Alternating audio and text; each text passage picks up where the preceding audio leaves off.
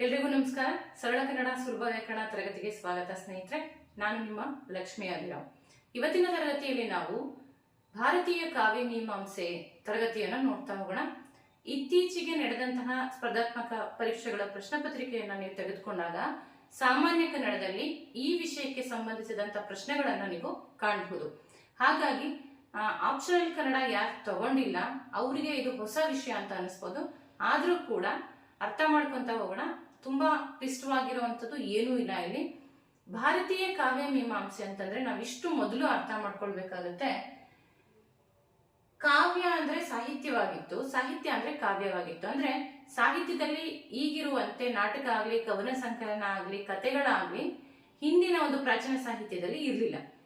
ಬರೀ ಕಾವ್ಯಗಳನ್ನೇ ರಚನೆ ಮಾಡ್ತಿದ್ರು. ಹಾಗಾಗಿ ಇಡೀ ಭಾರತ, ಕನ್ನಡ ಅಷ್ಟೇ ಅಲ್ಲ, ಭಾರತೀಯ ಭಾಷೆಗಳ ಏನೆಲ್ಲ ಇದೆ, ಉತ್ತರ ಭಾರತ, ದಕ್ಷಿಣ ಭಾರತ, ಯಾವ ಭಾಷೆಗಳನ್ನಾದ್ರೂ ತಗೊಳ್ಳಿ, ಒಂದು ಕಾವ್ಯವನ್ನ ರಚನೆ ಮಾಡಬೇಕು ಅಂತಂದ್ರೆ ಕವಿ ಇಷ್ಟೆಲ್ಲಾ ಅಂಶಗಳನ್ನ ನೆನಪಿಟ್ಕೊಂಡು ಕಾವ್ಯವನ್ನ ರಚನೆ ಮಾಡಬೇಕಾಗಿತ್ತು.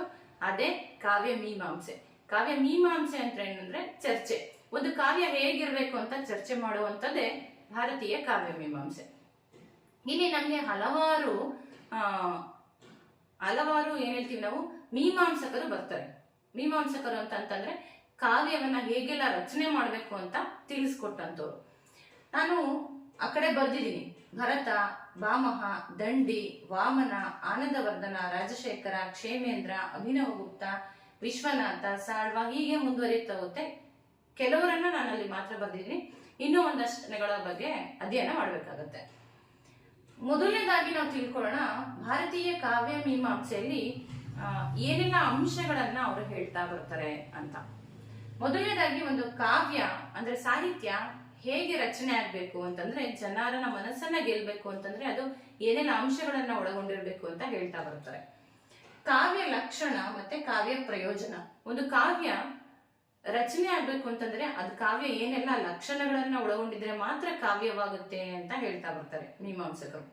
ನಂತರ ಕಾವ್ಯ ಪ್ರಯೋಜನ ಅಂದ್ರೆ ಒಂದು ಕಾವ್ಯವನ್ನ ಓದೋದ್ರಿಂದ ಜನರಿಗಾಗ್ಲಿ ಅಥವಾ ಕವಿಗಾಗ್ಲಿ ಅಥವಾ ಸಹೃದಯರಿಗಾಗ್ಲಿ, ಸಹೃದಯರು ಅಂತಂದ್ರೆ ಓದುವಂತವ್ರು, ಏನೆಲ್ಲ ಪ್ರಯೋಜನಗಳಾಗತ್ತೆ ಅಂತ ಚರ್ಚೆ ಮಾಡ್ತಾ ಬರ್ತಾರೆ.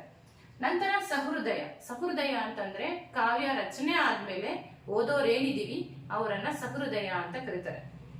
ಅವರು ಯಾವ ಗುಣಗಳನ್ನ ಹೊಂದಿರ್ಬೇಕು, ಒಂದು ಕಾವ್ಯವನ್ನ ಓದ್ಬೇಕಾದ್ರೆ, ಆಸ್ವಾದಿಸ್ಬೇಕಾದ್ರೆ, ಕಾವ್ಯವನ್ನ ತಿಳ್ಕೊಳ್ಬೇಕಾದ್ರೆ ಏನೆಲ್ಲ ಗುಣಗಳನ್ನ ಹೊಂದಿರ್ಬೇಕು ಅಂತ ಇಲ್ಲಿ ಚರ್ಚೆ ಮಾಡ್ತಾರೆ. ನಂತರ ಗುಣ, ಒಂದು ಕಾವ್ಯ ಯಾವ್ದೆಲ್ಲ ಉತ್ತಮ ಗುಣಗಳನ್ನ ಹೊಂದಿರಬೇಕು ಮತ್ತೆ ಯಾವ ದೋಷಗಳಿಂದ ಮುಕ್ತವಾಗಿರ್ಬೇಕು ಅಂತ ಚರ್ಚೆ ಮಾಡ್ತಾ ಬರ್ತಾರೆ. ನಂತರ ಬನ್ನಿ ಪ್ರತಿಭೆ ಅಂದ್ರೆ ಒಂದು ಕಾವ್ಯ ಉತ್ಕೃಷ್ಟವಾಗಿ ರಚನೆ ಆಗ್ಬೇಕಾದ್ರೆ ಕವಿ ಏನೆಲ್ಲ ಪ್ರತಿಭೆಗಳನ್ನ ಆತ ಹೊಂದಿರ್ಬೇಕು ಅಂತ ಇಲ್ಲಿ ಚರ್ಚೆ ಮಾಡಲಾಗುತ್ತೆ. ನಂತರ ರಸ, ನಾವು ನವರಸ ನಾಯಕ ಅಂತ ಕರಿತೀವಿ. ಅಂದ್ರೆ ಎಲ್ಲ ರಸಗಳನ್ನು ಕೂಡ ಆತ ಅಭಿನಯಿಸಬಲ್ಲ ಅಂತ. ಅದೇ ರಸವನ್ನ ಇಲ್ಲೂ ಕೂಡ ಹೇಳಲಾಗುತ್ತೆ. ಯಾವ ಯಾವ ರಸಗಳಿದೆ, ಯಾವ ಸ್ಥಾಯಿ ಭಾವ ಅಂತ ಕರಿತೀವಿ, ಅಂದ್ರೆ ಮನಸ್ಸಿನಲ್ಲಿರುವಂತಹ ಭಾವನೆಗಳು ರಸವಾಗಿ ಆಚೆಗೆ ಬರುತ್ತೆ, ಅದನ್ನ ನಾವು ರಸ ಅಂತ ಕರಿತೀವಿ. ಅದನ್ನ ಓದ್ತಾ ಬರೋಣ. ನಂತರ ರೀತಿಗೆ ಬರೋಣ. ರೀತಿ ಅಂತಂದ್ರೆ ಒಂದು ಕಾವ್ಯ ರಚನೆ ಆಗ್ಬೇಕಾದ್ರೆ ಆ ಭಾಷೆ ಹೇಗಿರ್ಬೇಕು ಅಂತ, ರಚಿಸಲ್ಪಡ್ಬೇಕಾದ್ರೆ ಆ ಭಾಷೆ ಹೇಗಿರ್ಬೇಕು ಅನ್ನುವುದನ್ನ ನಾವು ರೀತಿ ಅಂತೀವಿ. ನಾವು ಇದನ್ನ ಇಂಗ್ಲಿಷ್ನಲ್ಲೂ ಕೂಡ ಪಾಶ್ಚಿಮಾತ್ಯ ಕಾವ್ಯ ಮೀಮಾಂಸೆ ಅಂತ ಕರಿತೀವಿ. ಅವರು ಕೂಡ ಇಂಗ್ಲಿಷ್ ಭಾಷೆಯಲ್ಲೂ ಕೂಡ ಇದು ಇದೆ. ಅವರು ಸ್ಟೈಲ್ ಅಂತ ಕರೀತಾರೆ ಅದನ್ನ, ರೀತಿಯನ್ನ. ಇನ್ನ ಧ್ವನಿಗೆ ಬಂತಂದ್ರೆ ಒಂದು ಕಾವ್ಯ ರಚನೆ ಆಗ್ಬೇಕಾದ್ರೆ ಯಾವ ಧ್ವನಿಯನ್ನ ಒಳಗೊಂಡು, ಧ್ವನಿ ಅಂತಂದ್ರೆ ಇಲ್ಲಿ ನಾವು ಮಾತಾಡ್ತಿದೀವಲ್ಲ ಆ ಧ್ವನಿ ಅಂತ ತಿಳ್ಕೊಳ್ಬಾರ್ದು, ಒಂದು ಭಾವಾರ್ಥ ಅಂತ ಹೇಳ್ಬೋದು. ಒಂದು ಕೃತಿಗೆ ಒಂದು ಭಾವಾರ್ಥ ಇರುತ್ತೆ ಅಥವಾ ಸಾರಾಂಶ ಇರುತ್ತೆ, ಒಂದು ಹಿನ್ನೆಲೆ ಇರುತ್ತೆ, ಅದನ್ನ ನಾವು ಧ್ವನಿ ಅಂತ ಕರಿತೀವಿ. ಯಾವ ಧ್ವನಿಯಲ್ಲಿ ನಾವು ಅದನ್ನ ಅರ್ಥ ಮಾಡ್ಕೊಳ್ಬೇಕು, ವ್ಯಂಗ್ಯ ಅರ್ಥ, ಈ ರೀತಿ ಎಲ್ಲ ಬರುತ್ತೆ. ಅದನ್ನು ನಾವು ಧ್ವನಿಯಲ್ಲಿ ಚರ್ಚೆ ಮಾಡ್ತೀವಿ. ನಂತರ ಔಚಿತ್ಯ ಅಂದ್ರೆ ಒಬ್ಬ ಕವಿಯಾದಂತನ್ಗೆ ಯಾವುದು ಉಚಿತ ಅಲ್ಲ ಅನ್ನುವಂತಹ ಪ್ರಜ್ಞೆ ಇರ್ಬೇಕಾಗತ್ತೆ ಕೃತಿಯನ್ನ ರಚನೆ ಮಾಡ್ಬೇಕಾದ್ರೆ. ಈಗ ಒಂದು ಸಿನಿಮಾನೇ ತಗೊಳ್ಳಿ, ಒಂದು ಸಿನಿಮಾದಲ್ಲಿ ಏನೆಲ್ಲ ಇದ್ರೆ ಅದು ಹಿಟ್ ಆಗುತ್ತೆ ಅನ್ನೋದು ಡೈರೆಕ್ಟರ್ಗೆ ಗೊತ್ತಿರ್ಬೇಕಾಗತ್ತೆ. ಯಾವುದೋ ಒಂದು ಚೆನ್ನಾಗಿದೆ, ಜನ ಇಷ್ಟಪಡ್ತಾರೆ ಅಂತಂದ್ರೆ ಅದನ್ನೇ ಬರೀ ತುಂಬಿ ಚಿತ್ರವನ್ನ ಮಾಡೋದಿಕ್ಕಾಗಲ್ಲ, ಸಿನಿಮಾವನ್ನ ಮಾಡಕ್ಕಾಗಲ್ಲ. ಅದೇ ರೀತಿಯಾಗಿ ಯಾವುದು ಎಷ್ಟಿದ್ದರೆ ಚೆನ್ನ, ಅನ್ನೋದನ್ನ ನಾವು ಔಚಿತ್ಯ ಅಂತ ಕರಿತೀವಿ. ಹಾಗಾಗಿ ಈ ಎಲ್ಲ ಅಂಶಗಳನ್ನ ಚರ್ಚೆ ಮಾಡೋದೇ ನಮ್ಮ ಭಾರತೀಯ ಕಾವ್ಯ ಮೀಮಾಂಸೆ. ಇದನ್ನ ನಾವು ಬೇರೆ ಭಾಷೆಗೆ ನೋಡಿದಾಗ, ಅಂದ್ರೆ ಪಾಶ್ಚಿಮಾತ್ಯರ ಬಗ್ಗೆ ನಾವು ಅಧ್ಯಯನ ಮಾಡಿದಾಗ ಅದು ಪಾಶ್ಚಿಮಾತ್ಯ ಕಾವ್ಯ ಮೀಮಾಂಸೆ ಆಗತ್ತೆ. ಇದಿಷ್ಟು ಅಂಶಗಳನ್ನ ಹೊಸದು ಅಂತ ನಿಮ್ಗೆ ಅನ್ನಿಸ್ಬೋದು, ಆದ್ರೆ ಇಲ್ಲಿ ಹೊಸದು ಅಂತ ಏನೋ ಅನ್ನಿಸ್ತಲೇ ಇರಂಗೆ ಒಂದು ಸರಳವಾದ ಭಾಷೆಯಲ್ಲಿ ನಿಮ್ಗೆ ಮುಟ್ಟಿಸುವಂತ ಪ್ರಯತ್ನವನ್ನ ಮಾಡ್ತೇನೆ. ಇದರಲ್ಲಿ ಪ್ರಮುಖವಾಗಿ ಭರತ ಏನ್ ಹೇಳ್ದ, ಭಾಮಹ ಏನನ್ನ ಚರ್ಚೆ ಮಾಡ್ದ, ದಂಡಿ ಈ ರೀತಿ ಬಂದಾಗ ಅವರ ಪ್ರಮುಖವಾದಂತ ವ್ಯಾಖ್ಯೆಗಳಿದೆ. ಅದನ್ನ ನೀವು ಅರ್ಥ ಮಾಡ್ಕೊಂಡು ಅವ್ರು ರಚನೆ ಮಾಡಿರೋಂಥ ಗ್ರಂಥಗಳನ್ನ ಓದಿದಾಗ ನಿಮ್ಮ ಪರೀಕ್ಷಾ ದೃಷ್ಟಿಯಿಂದ ಸಾಕಾಗುತ್ತೆ. ಈ ರೀತಿಯಾಗಿ ಒಂದು ಕಾವ್ಯಕ್ಕೆ ಏನೆಲ್ಲ ಬೇಕು ಅಂತ ಚರ್ಚೆ ಮಾಡ್ತಾ ಹೋಗ್ತಾರೆ ಭಾರತೀಯ ಕಾವ್ಯ ಮೀಮಾಂಸೆಯಲ್ಲಿ ಬಂದಂತಹ ಮೀಮಾಂಸಕರು. ಭರತನಿಂದ ಹಿಡಿದು ಭರತ, ಭಾಮಹ, ದಂಡಿ, ವಾಮನ, ಆನಂದವರ್ಧನ, ರಾಜಶೇಖರ, ಕ್ಷೇಮೇಂದ್ರ, ಅಭಿನವಗುಪ್ತ, ವಿಶ್ವನಾಥ, ಸಾಳ್ವ, ಹೀಗೆ ಪಟ್ಟಿ ಮುಂದುವರಿತಾ ಹೋಗುತ್ತೆ. ಇನ್ನೂ ಕೆಲವರ ಹೆಸರನ್ನ ಇಲ್ಲಿ ಸೇರಿಸಬೇಕಾಗುತ್ತೆ. ಇಷ್ಟು ಅಂಶಗಳನ್ನ ತಿಳ್ಕೊಂತ ಬಂದ್ರೆ ನಿಮ್ದು ಸ್ಪರ್ಧಾತ್ಮಕ ಪರೀಕ್ಷಾ ದೃಷ್ಟಿಯಿಂದ ಸಾಕಾಗುತ್ತೆ. ಇದು ತುಂಬಾ ವಿಶಾಲವಾದಂತ ವಿಷಯ, ಹಾಗಾಗಿ ನೀವು ಕೂಡ ಅಷ್ಟೇ ಓದ್ಬೇಕು ಅಂತ ಏನೂ ಇಲ್ಲ. ಪರೀಕ್ಷಾ ದೃಷ್ಟಿಯಿಂದ ನಮ್ಗೆ ಏನ್ ಬೇಕೋ ಅದನ್ನ ಓದ್ತಾ ಹೋದ್ರೆ ಸಾಕಾಗುತ್ತೆ. ಎಷ್ಟು ಸರಳ ಮಾಡಕ್ಕಾಗುತ್ತೋ ಅಷ್ಟು ಸರಳವಾಗಿ ನಿಮ್ಗೆ ತಿಳಿಸ್ಕೊಡ್ತಾ ಹೋಗ್ತೀನಿ. ಒಟ್ಟಾರೆ ಕಾವ್ಯ ಮೀಮಾಂಸೆ ಅಂತ ಬಂದಾಗ ಭಾರತೀಯ ಕಾವ್ಯ ಮೀಮಾಂಸೆಯಲ್ಲಿ ಮುಖ್ಯವಾಗಿ ಅದರ ಅಂಶಗಳು ಯಾವ್ಯಾವುದು, ಮತ್ತೆ ಕಾವ್ಯ ಮೀಮಾಂಸಕರು ಕೊಟ್ಟಂತಹ ವ್ಯಾಖ್ಯೆಗಳು ಇಲ್ಲಿ ತುಂಬಾ ಮುಖ್ಯ. ಯಾವ ವ್ಯಾಖ್ಯೆಯನ್ನ ಯಾರು ಕೊಟ್ರು ಅಂತ. ಈಗ ರಸದ ಬಗ್ಗೆ ವಿಶೇಷವಾಗಿ ಹೇಳಿದಂಥವ್ರು ಯಾರು, ನಂತರ ಧ್ವನಿಯ ಬಗ್ಗೆ ವಿಶೇಷವಾಗಿ ಹೇಳಿದಂಥವ್ರು ಯಾರು, ಅವರ ವ್ಯಾಖ್ಯೆಗಳೇನು, ಈ ರೀತಿಯಾಗಿ ತಿಳ್ಕೊಳ್ತಾ ಹೋದ್ರೆ ಪರೀಕ್ಷಾ ದೃಷ್ಟಿಯಿಂದ ಸಾಕಾಗುತ್ತೆ ಅಂತ ಹೇಳ್ತಾ ಮುಂದಿನ ತರಗತಿಯಲ್ಲಿ ಬೇರೆ ವಿಷಯನ ಚರ್ಚೆ ಮಾಡೋಣ. ಒಂದೇ ರೀತಿಯಾದಂಥ ತರಗತಿ ಮಾಡಿದ್ರೆ ನಿಮಗೂ ಕೂಡ ಬೇಸರ ಆಗುತ್ತೆ. ಹಾಗಾಗಿ ಮಧ್ಯೆ ಮಧ್ಯೆ ನಾನು ಭಾರತೀಯ ಕಾವ್ಯ ಮೀಮಾಂಸೆನ ತಗೊಂತೀನಿ, ಸಾಹಿತ್ಯ ಚರಿತ್ರೆ ತಗೋತೀನಿ, ವ್ಯಾಕರಣಾಂಶಗಳು ಕೂಡ ತಗೋತೀನಿ, ಮಧ್ಯೆ ಪ್ರಶ್ನೆಗಳನ್ನು ಕೂಡ ನಾವು ನೋಡ್ತಾ ಹೋಗೋಣ. ಇದನ್ನೆಲ್ಲವನ್ನು ಕೂಡ ಮಾಡ್ತಾ ಹೋಗೋಣ ಅಂತ ಹೇಳ್ತಾ ನಿಮ್ಗೆ ಯಾವ ರೀತಿಯ ತರಗತಿ ಅಗತ್ಯ ಇದೆ ಅನ್ನೋದನ್ನ ಕೂಡ ಕಮೆಂಟ್ ಮುಖಾಂತರ ತಿಳಿಸ್ಕೊಡಿ. ಇದಿಷ್ಟು ಕೂಡ ಸ್ನೇಹಿತರೆ, ಬರ್ತಾ ಬರ್ತಾ ಸ್ಪರ್ಧಾತ್ಮಕ ಪರೀಕ್ಷೆಗಳು ಸ್ವಲ್ಪ ಕ್ಲಿಷ್ಟ ಆಗ್ತಿರೋದ್ರಿಂದ ನಾವು ಕೂಡ ಒಂದಷ್ಟು ಹೊಸ ಮಾಹಿತಿಯನ್ನ ಇದ್ರ ಜೊತೆಗೆ ಸೇರಿಸ್ಕೊಳ್ಳೇಬೇಕಾಗುತ್ತೆ. ಇಲ್ಲಾಂದ್ರೆ ನಮ್ಗೆ ನಿಮ್ಗೆ ಗೊತ್ತಿರೋ ರೀತಿಯಾಗಿ ಒಂದು ಗಡಿ ತನಕ ಬರ್ತೀವಿ, ಆ ಗಡಿ ದಾಟೋದಕ್ಕೆ ಆಗ್ತಾ ಇರೋದಿಲ್ಲ ನಿಮ್ಮ ಅಂಕಗಳಲ್ಲಿ. ಹಾಗಾಗಿ ಆ ಗಡಿ ದಾಟಿ ನಿಮ್ಮ ಅಂಕಗಳು ಮೇಲಕ್ಕೆ ಏರ್ಬೇಕು ಅಂತ ನಿಮ್ಗೆ ಆಸೆ ಇದ್ರೆ ಇನ್ನೊಂದಷ್ಟು ಮಾಹಿತಿಗಳನ್ನ ಕಲೆ ಹಾಕ್ತಾ ಬನ್ನಿ. ಈಗಾಗಲೇ ಓದ್ತಿದ್ದೀರಿ, ಅದು ಸಾಕಾಗ್ತಾ ಇಲ್ಲ, ಅದಕ್ಕೆ ಇನ್ನೊಂದಷ್ಟು ಮಾಹಿತಿಯನ್ನ ಹೆಚ್ಚಿನದಾಗಿ ಸಂಗ್ರಹಿಸಿ ಅಂತ ಹೇಳ್ತಾ, ಅದು ಯಾವುದೇ ವಿಷಯ ಇರ್ಬೋದು, ನೀವು GK ಓದೋದಕ್ಕೆ ಕೂತ್ಕೊಳ್ಳಿ ಅಥವಾ ನಿಮ್ಮ ಬೇರೆ ಬೇರೆ ಪತ್ರಿಕೆಗಳನ್ನ ಓದೋದಕ್ಕೆ ಕೂತ್ಕೊಳ್ಳಿ, ಅದನ್ನೇ ಸ್ವಲ್ಪ ಆಳವಾಗಿ ಓದ್ತಾ ಬನ್ನಿ.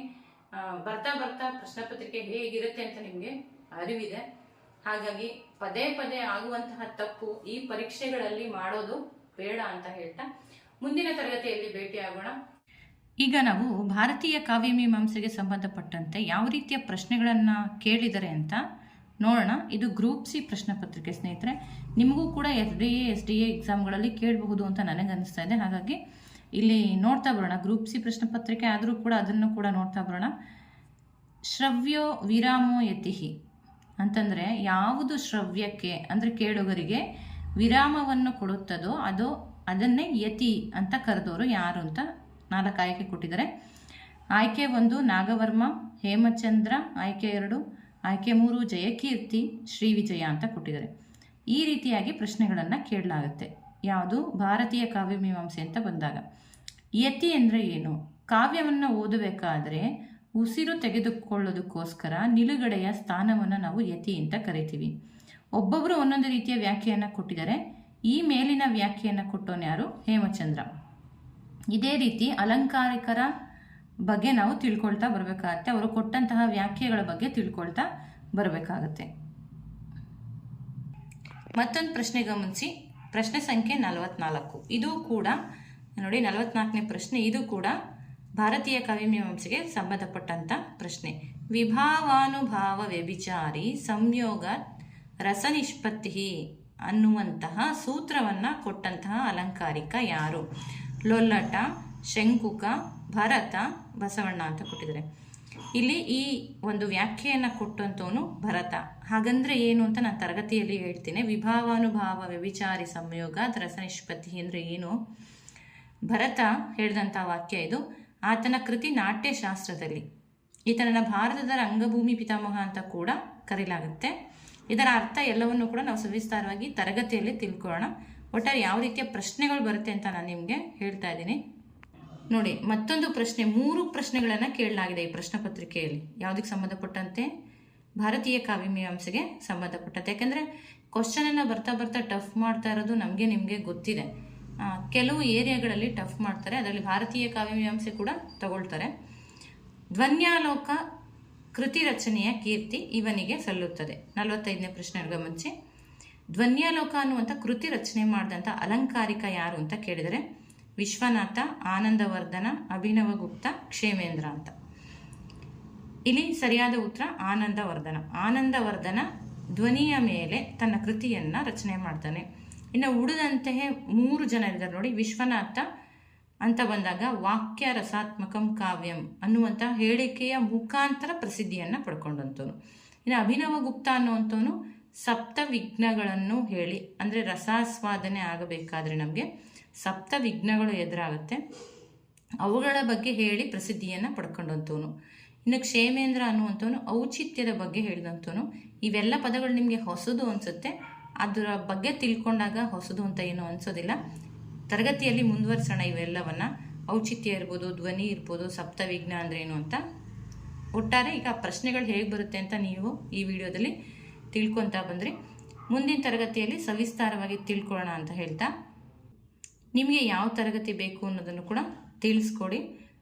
ಮುಂದಿನ ವಿಡಿಯೋ ಜೊತೆಗೆ ಭೇಟಿಯಾಗೋಣ. ಅಲ್ಲಿವರೆಗೂ ಕೂಡ ವಂದನೆಯೊಂದಿಗೆ ಲಕ್ಷ್ಮೀ ಅಭಿರಾಮ್.